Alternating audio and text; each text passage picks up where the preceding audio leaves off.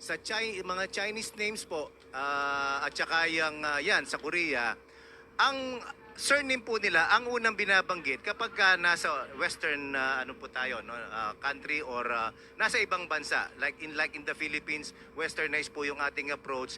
Una po nating binabanggit talaga, internationally ito, no, ang apelido, no. Kaya siya po ay si Ju Dayong. Hindi po siya Mr. Yung. Pag sinawag mo siya Mr. Yung, first name niya po yon, siya ay Mr. Ju.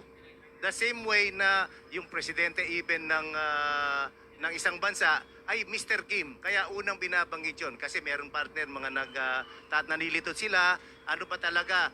Dayong Ju or Ju Dayong. So yun po ang correct pronunciation internationally. No, yan po yung accepted.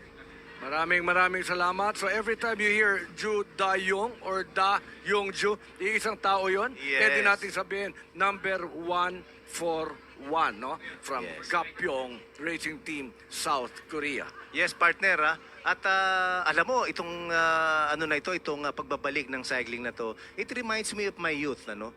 At nung bata kasi ako, yung father ko, no, ay isang team mature ng Cosmos team na kung saan kinabibilangan ng cycling legend na si Jesus Garcia na magiging guest natin sa Baguio, di ba?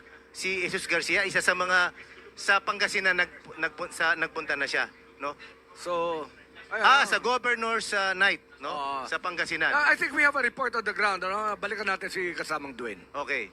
Alright, cycling fans, remaining riders na po ay about 40 riders na po ang papakawalan dito. So, at kasama na rin po doon yung mga inaabangan natin maya-maya. Talagang stay tuned lang at ito po ay a high-octane race given that this is, kalaban mo sarili mo dito. This is Race of Truth, MPTC, Tour of Luzon 2025 penultimate stage. Alam mo, isa pang maging ang matindi dito, partner, no? Habang binibitawan natin itong mga last 40 riders natin, umiinit no? Kanina, binitawan natin sila alas 8. Ngayon, it's already 10:20. Umiinit ang weather. At isa pa, dumadami Dumadami ang ating mga motorista. Kailangan nilang overtaken yan. At sigurado na makaka-apekto yan sa kanilang magiging results, no? Yung kanilang oras pagdating nila dito sa Labrador, Pangasinan. Tama ka, coach, no? Kasi kanina maagang dumating yung mga yung unang-unang na rider, no? Just after about mga 20 minutes after the start, dumating na kaagad dito. And now, bagong dating naman sa ating finish line, itong si Zulfikri Zahin Zulkifli, no? From Malaysia, MPC Malaysia Pro Cycling Team. Ayan. Ito po yung teammate po ito, no? Ng stage winner kahapon ni Muhammad Zahin Wahihi. So far, so good.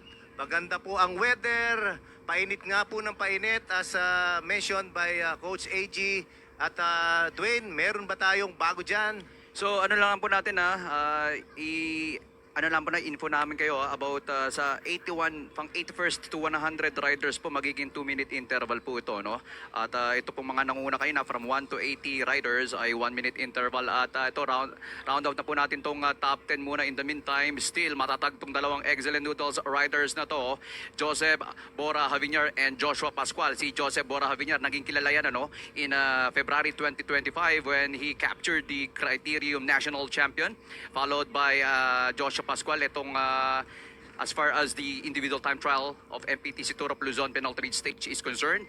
TCN po, nananatiling pumapangatlo, Chin Long Lee. Pang-apat po ang Malaysian rider na si Akmal Haki Zakaria. At ang panglima po si Nash Joshua Lim ng D. Reyna na siya po ay nagkampiyon ng individual time trial recently lang po in February. At ang Novo Ecijano rider, pumapang-anim po. Ito po si Joshua Gatmaitan of Go for Gold. Pang-pito po si Marcelo Felipe ng Victoria Sports Cycling. At Dave Kangayaw ng Standard Insurance Philippines. Pang-walo, 7-11 Road Bike Philippines rider. Rex Luis Krog, pumapang 9. At ang Tom and Tom's Coffee, Lance Grimit, pumapang 10 po. Okay, sa mga bagong tune-in po mga kaibigan, yung pong mga sinabi ni kasamang Dwayne Badwa, ay hindi po yun ng ano po natin, ano, hindi po sila nagkarerahan na sabay-sabay. Individual time trial po ito, so isa-isa pong pinakawalan nito. Yun po sinasabi niya provisional, no? Provisional leadership lamang po ng stage na ito. Ibig sabihin po, yung binanggit niyang number 1 na si Joseph Habiñar, so far, he is the best rider who log in the best clocking here sa 7th stage. Joseph Habiñar ng Excellent Noodles with 17 minutes and 25 seconds. At marami pa po tayong hihintayin, ano, yung sinasabi niyang sa top 20 ay about 2 minutes ang magiging gap. No, 2 minutes na ang magiging gap. Simula po yan dito kay Dominic Perez ng Army. At papunta po yan all the way to the top 10 na ngayon nga pinangungunahan ni Jude Dayong at siya ang huling makakawalan sa ating karerang ito. So maraming salamat. No? In just a short while, may kita na natin ang ating top 30 riders going to the last 20 and then to the last 10. Meron tayong mga konting trivia dito, partner. No? Aabangan natin if kasamang Dwayne Badwa is already ready. Direk, okay na ba? Sige, balik natin dito kay Dwayne Badwa. Alright, salamat partner Coach Gregorio, mga kaibigan. Itong nangunguna po mga kaibigan na nag-clock po ng 70 minutes and 25 seconds dito sa penultimate stage na to na Race of Truth Individual Time Trial of MPTC Tour of Luzon 2025 na si Joseph Bora Habiñar ng Excellent Noodles ay nagtala po mga kaibigan ng maximum speed of or average speed of 50 kilometers per hour. Back to you, partner.